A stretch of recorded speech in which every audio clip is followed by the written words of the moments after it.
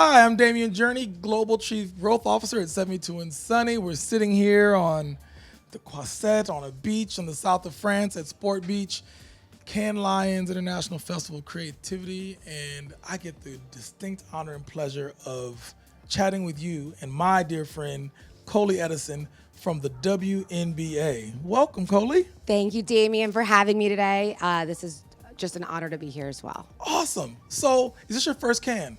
This is my third Cannes. Okay. So I came when Sport Beach came. You came for. Oh, so I was an OG. OG Sport Beach person. Like, you want to get on this flight with us? We're gonna go do this thing, and we took a risk, and I'm happy to be part of the family ever since. Yes, you are part of the family. So tell me, what do you think about Sport Beach? Oh, Sport Beach is great. I think, it's definitely evolved over the past 3 years, but I think it gives a great platform to brands and organizations and rights holders, and then ultimately athletes. And everything we're doing is in support and in service of our players, and I really think that's amplified here at Sport Beach. Yes, I think that is true, and it's important to understand what your role is in the WNBA because that will help guide the conversation. So what do you do for the league? So I am the first ever Chief Growth Officer. Woo, number one. Chief Growth Officers unite, right? Represent there right aren't here. many of us. We're over here growing things. So this is my 4th season with the league. I oversee all of our revenue generating business operations. So think media partnerships, marketing sponsorships, digital products, and then our business intelligence, data strategy, and analytics team as well. Oh, that's a whole lot. Yeah. You have a big old giant job. Does that include merch?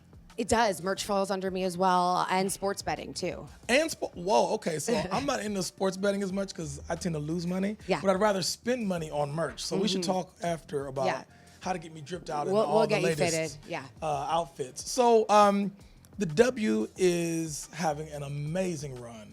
Tell me why, how, what's going on at the W that makes it so special right now? Yeah, so, ultimately it always goes back to the play on the court. Mm-hmm. The play on the court is the best it's ever been, period, end of story, right? So we're seeing generational talent coming up through the NCAA ranks, and then we're getting more triple doubles and double doubles than ever before. These games are super competitive. We only have 44 games in the entire season. Is that right? Per team, yeah. So every game is a game of consequence. Yeah. And so you need to tune in every week. So that is the basis for all of the growth. It always goes back to the game.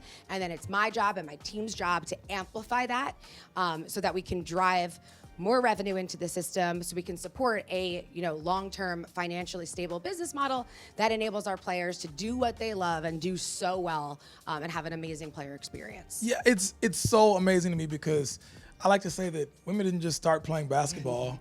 It's been going on for many. My grandmother played basketball in the 1930s. Oh my God, I love that. And so, but there was no space for her to become anybody great. Now, I'm not sure she ever would have been, but there was no infrastructure whatsoever. It seems to me that the infrastructure for women's sports more broadly, but specifically for basketball, has really matured in a way that's growing these amazing athletes. Is that the case, or is there something else at play that's allowing the play to accelerate so quickly? It's that, and it's investment, right? So investment is driving our ability to show our games more widely, right? So we just signed a historic $2.2 billion media rights deal. Billion with a B. And that means that more of our games are available to more of our fans. So I think it's the investment on the media side. It's the investment on the marketing partnership side, right? More sponsors, more W-only sponsors.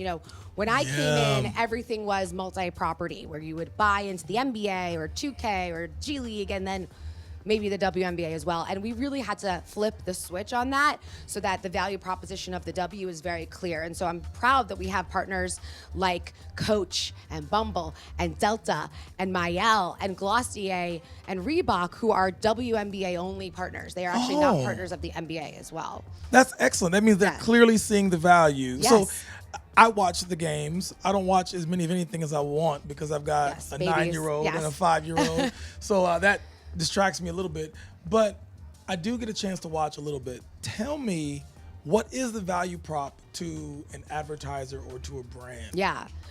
So fans. And how is that different than maybe the value prop for either another women's league where there are many cropping up, or your chief partner in the men's league? So we really just look at the numbers. So fans of the WNBA are 2.8 times more likely to buy from a brand that supports the WNBA than Really? a fan of general sports. Oh, wow. That's real numbers. Yes, and brands on average who partner with us are seeing a 13x return on their investment. So, it used to be 13x. this is the right thing to do, but now this is the right thing to do for your business because you business. are going to drive real brand awareness, brand affinity, brand alignment with the longest tenured women's sports league who stands on a backbone of purpose-driven with female empowerment, and that's the core of everything we do. To me, that's the part that's most amazing is you all have been able to not only deliver great stuff on the court and build great fandom, but you've also been able to do it with a purpose, with women leading, women being empowered, not just in these C-suite offices like the ones that you hold, but also in how society is moving based on the direction that the league and the league and the players actively push society forward. I think it's really phenomenal. Yeah, I mean, these players are role models, but they're not role models because they have to be. Yeah. They're role models because they want to be. Yeah. When a brand partners with a female athlete, they are 9 times more likely to get a return on that investment than with a male athlete. And that is because female athletes are authentic, right? They're not, if they don't believe in something, they're gonna let you know. So, we've seen that, our players are great brand ambassadors. I love brand ambassadors because what I've learned about your league is that there's brand ambassadors that show up in all shapes and forms. So, like, for example, there's someone that I get a chance to be a teammate with at 72 and Sunny who I don't know if she was always a basketball fan, but let's find out. Bailey, can you join us for a second? Come on down. You call me Big LA. Yes. So, Bailey, introduce yourself for the camera, please. Hi, I'm Bailey. I'm on the 72 and Sunny Comms team, and I'm a WNBA stan. How long have you been a WNBA fan?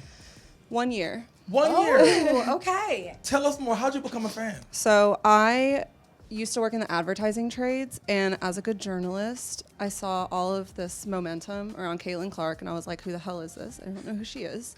So I watched a couple of the NCAA games, and she drew me in because I was like, I don't know who this person is.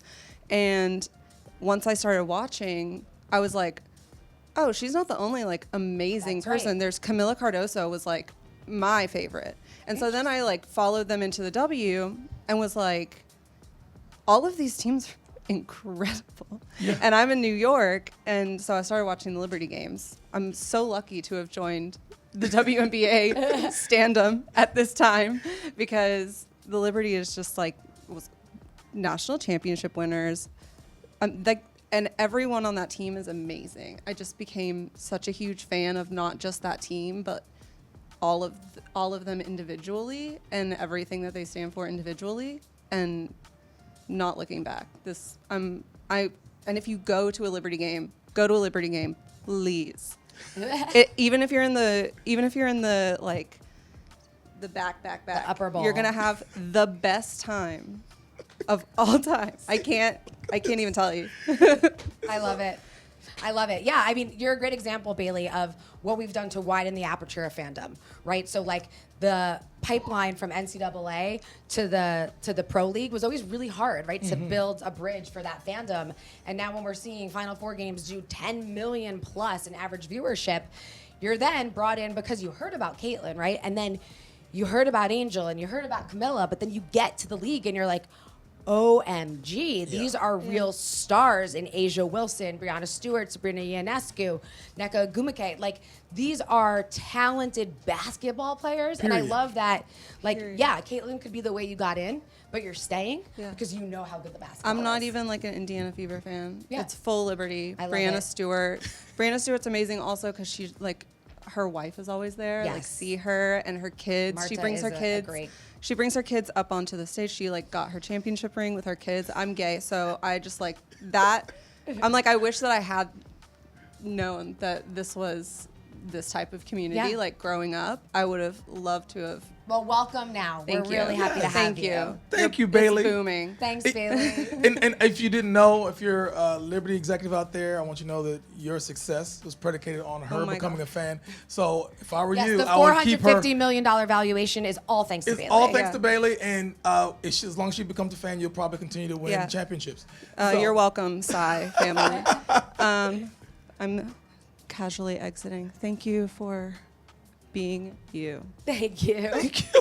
I So love that. this is what's amazing, right? Because someone who wasn't a fan gets drawn in. You all have built such an amazing league that they stick and stay. They find new people to fall in love with, and new teams to fall in love with, and it starts in college in many ways. Yeah.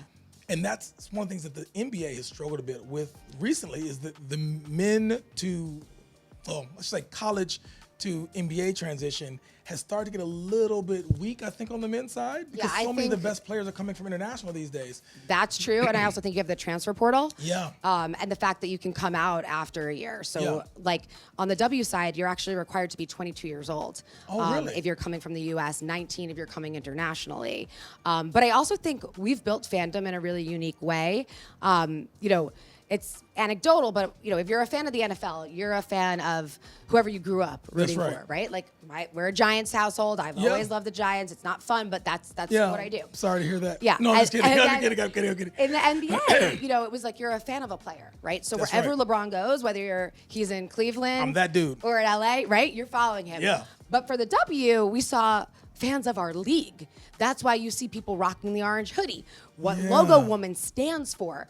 And so that's a really powerful influence that, Rob Lowe got made fun of for wearing an NFL hat. You Yeah. don't wear an NFL hat. No one does that. But you're happy to wear a logo woman WNBA hat. And I think that's because people really see themselves aligning with our purpose-driven culture, and that means a lot to them.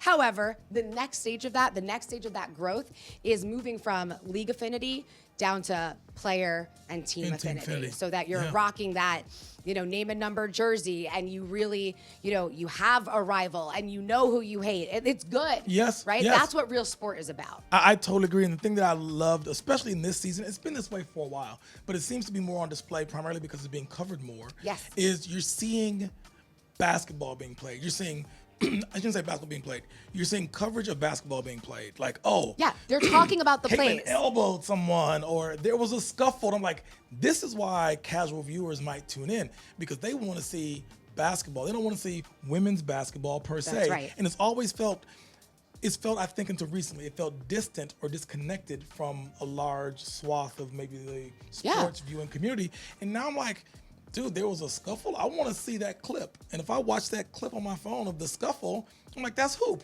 That's what I used to do back in the backyard That's with my boys. physicality. That's physicality. real. Yeah. And then you have people like, we can control the narrative only so far, Yeah. right? And then it's all about the game. And then, when you have mainstream media covering the actual game, like the sport, Yes. you have the Pat McAfees who are going to tell it a different way, but like they're just talking about it. They are just talking talking about about what happened on the court. And we know that what happens on the court can transcend and become part of, the cultural zeitgeist, but it all goes back to like, you're talking about this because it's good basketball. It is so true.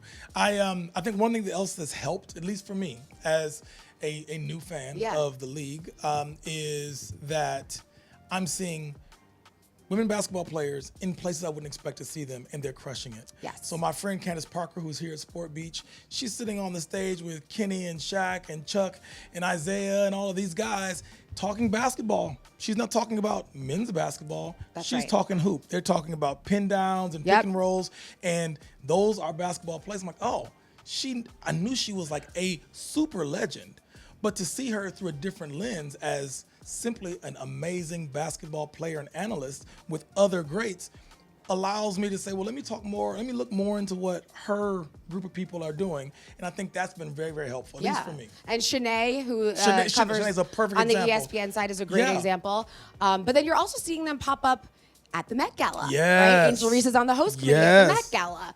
And really, you cannot turn on sports programming today without seeing our athletes in advertisements. That's exactly right. And that's huge. That's because amazing. now we're building household names, and it's going down to not just the top 3 players, but we're getting more of these untold stories. We're getting more of the unknown athletes into the spotlight, and that's what will help create that stickiness as we expand, right? So this year, we launched our Golden State Valkyries team. Yes, I was going to ask because I live in the Bay. Shout out to the Valkyries. The Valkyries are crushing it. I want to share a really cool fact. So before they played one game, before they even touched the hardwood, they sold 10,000 season tickets.